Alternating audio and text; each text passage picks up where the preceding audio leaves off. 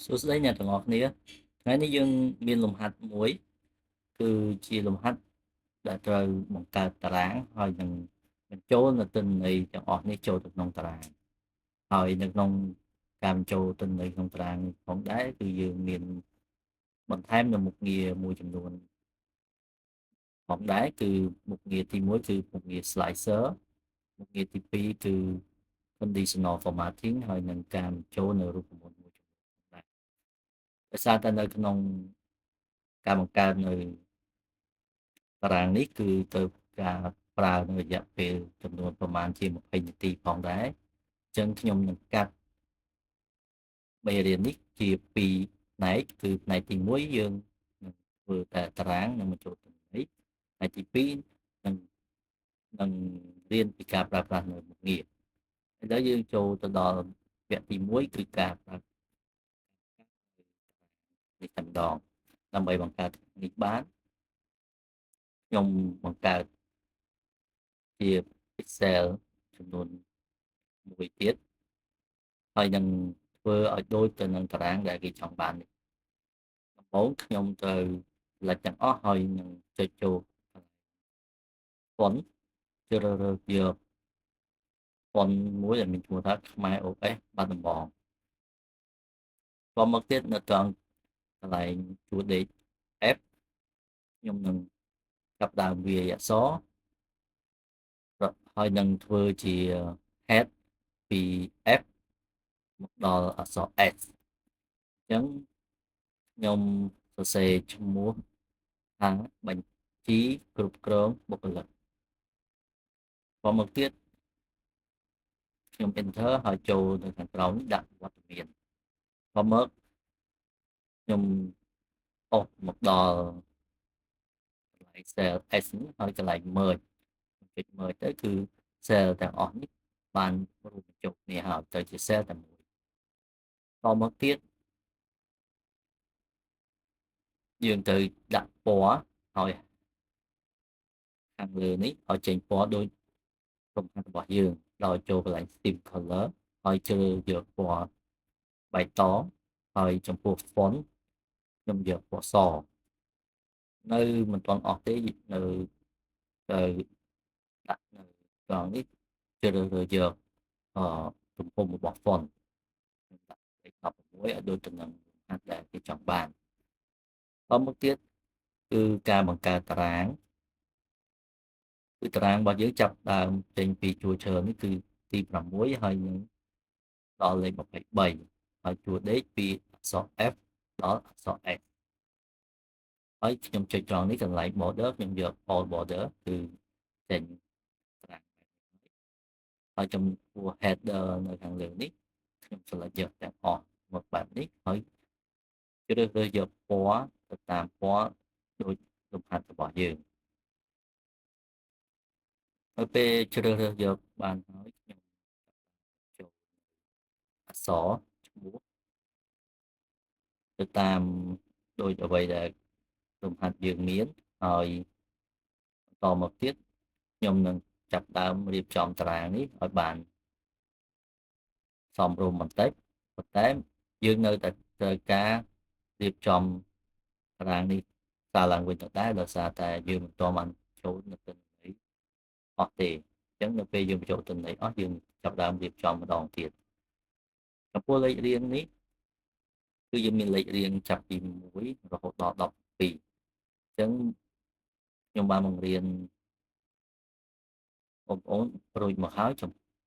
អំពីការប្រើប្រាស់នៅមុខងារមួយឈ្មោះថា series ដើម្បីដាក់នៅលេខរៀងឲ្យបានឆាប់អញ្ចឹងខ្ញុំដាក់លេខ1សិនមកទៀតខ្ញុំនឹងចូលរកពាក្យកន្លែង field នេះរកពាក្យថា series មកកន្លែងនេះខ្ញុំចុចចូល column ហើយខ្ញុំចុចលេខ17អូខេគឺយើងបានលេខរៀងពី1ដល់លេខ17ហើយចំពោះឈ្មោះនេះក៏ដូចគ្នាដែរគឺយើងត្រូវចូលឈ្មោះឲ្យបានអស់ហើយបន្ទាប់មកយើងចូលព័ត៌មានដទៃទៀតដូចជាភេទហើយម៉ោងចេញម៉ោងចូលជាដើម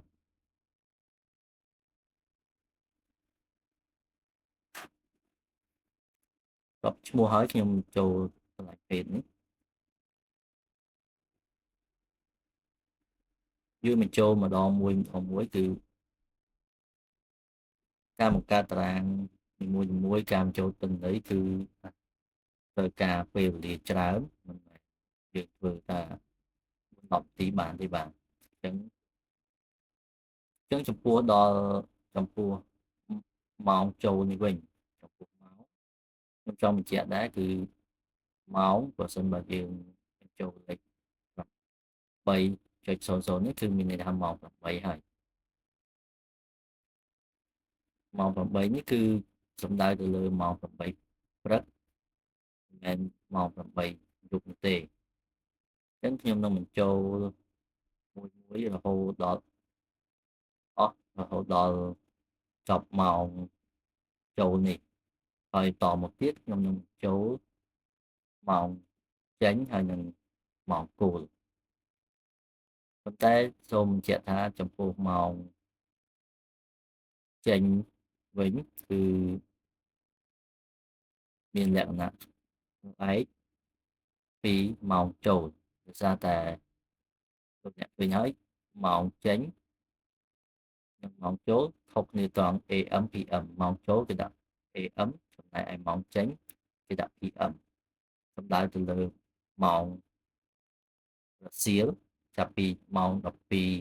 ថ្ងៃត្រង់ទៅអញ្ចឹងខ្ញុំនឹងបញ្ចូលតួលេខទាំងអស់នេះចូលទៅក្នុងតារាងដែលនៅសល់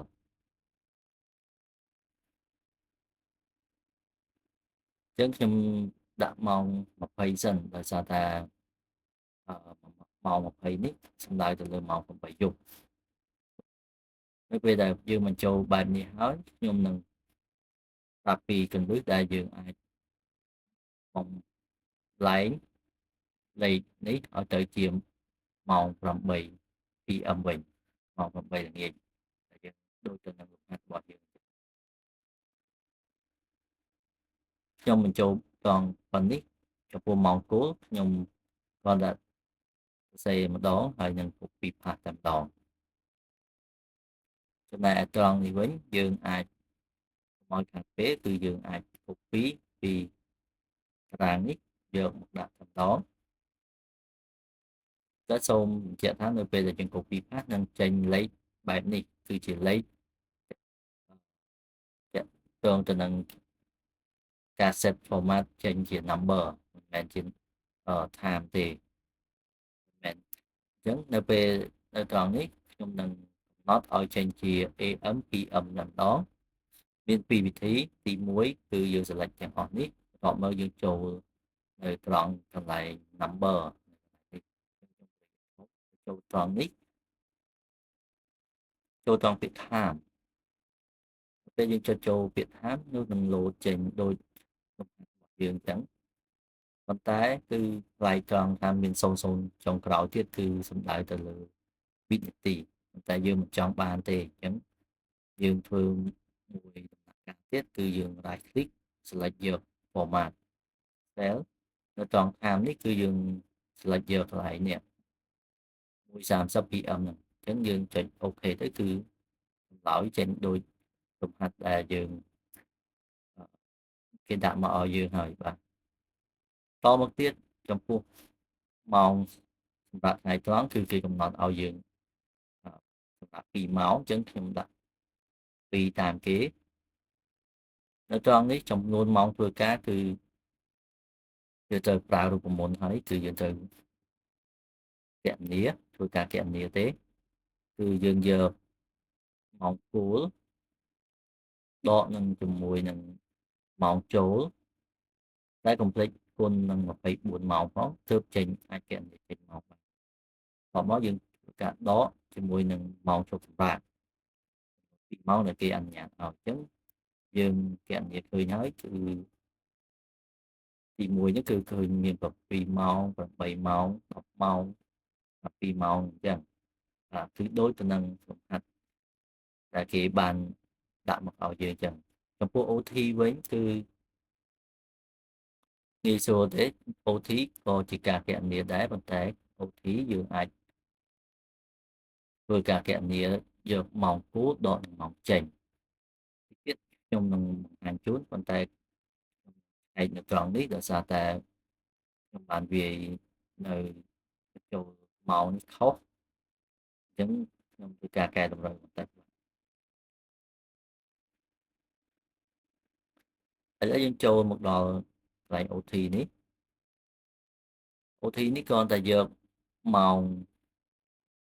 គួរយកម៉ោងចេញដកជាមួយនឹងម៉ោងគួរទៅគឺបានហើយគឺដោយសារតែម៉ោងចេញនេះគឺគាត់អាចចេញលើសម៉ោង5អ្នកខ្លះអាចលើសអ្នកខ្លះអាចស្មើនឹងម៉ោងគួរតែម្ដងបាទតែកុំភ្លេចគុណនឹង24នេះផងគឺសំដៅទៅលើ24ម៉ោងនោះទើបអាចគណនាដល់ឃើញម៉ោង OT បានអញ្ចឹងយើងចេញហើយគឺចេញឲ្យរបស់ OT ហើយបាទ